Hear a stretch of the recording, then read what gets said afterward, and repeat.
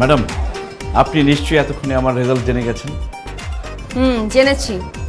আর তুমি যে আমাদের ডিপার্টমেন্টের সবচেয়ে হাই সিজিপিএ পেয়েছো সেটাও জেনেছি।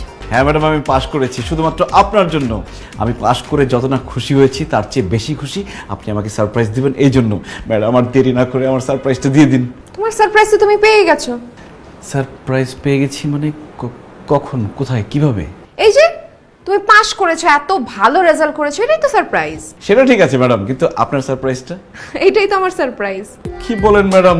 আমি তো ভেবেছিলাম যে আপনি আমাকে বলবেন যে তুমি ভেবেছিলে যে আমি আমার ফিলিংসের কথা তোমাকে বলবো, প্রেমের কথা বলবো, বিয়ের কথা বলবো, কিন্তু সেটা তো পসিবল না, কারণ আমার অলরেডি এঙ্গেজমেন্ট হয়ে গেছে। কি? হ্যাঁ, আমাদের এঙ্গেজমেন্ট হয়ে গেছে। আমার ফিয়ান্সে লন্ডনে থাকে, পিএইচডি করছে। সামনের মাসেও বাংলাদেশে আসবে, তারপর আমাদের বিয়ে। কি বলছেন ম্যাডাম? আপনার এঙ্গেজমেন্ট হয়ে গেছে মানে? আমি এটা বিশ্বাস করি না। আপনি না বলছেন যে আপনার কোনো বয়ফ্রেন্ড নাই? আমার বয়ফ্রেন্ড নাই, কিন্তু ফিয়ান্সে তো আছে। আপনার যে ফিয়ান্সি আছে, কেন সেই কথা আপনি আমাকে আগে বলেন নাই? কেন আপনি আমাকে মিথ্যা আশ্বাস দিচ্ছেন? আপনি আমাকে বলছেন আমাকে সারপ্রাইজ দিবেন।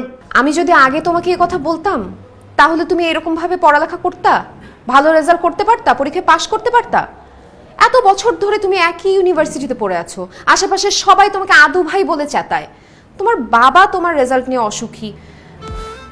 তুমি যে এত ভালো একটা রেজাল্ট করেছো, এটা নিয়ে তুমি প্রাউড থাকো।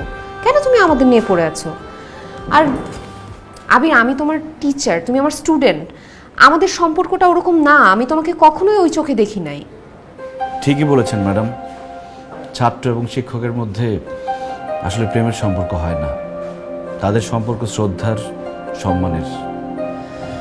আমি আসলে আমার পরীক্ষায় পাশ করেছি ঠিকই, কিন্তু প্রেমের পরীক্ষায় ফেল করলাম। না রে বাবা, তুই মোটেই ফেল করিসনি, খুব ভালোভাবে পাশ করেছিস। আমি তোর বাবা, তোকে অনেক ভালোবাসি। আমার সারা জীবনের স্বপ্ন ছিল তুই ভালোভাবে পাশ করবি। সেই স্বপ্ন তুই পূরণ করেছিস। I am proud of you son. Madam, sorry আপনাকে অনেক বিরক্ত করেছি। সরি বললে সব সমস্যার সমাধান হয়ে যায় নাকি? হ্যাঁ, বেয়াদব ছেলে, রাখো ফোন। কি ব্যাপার, চিল্লাচিল্লি করতেছো কেন?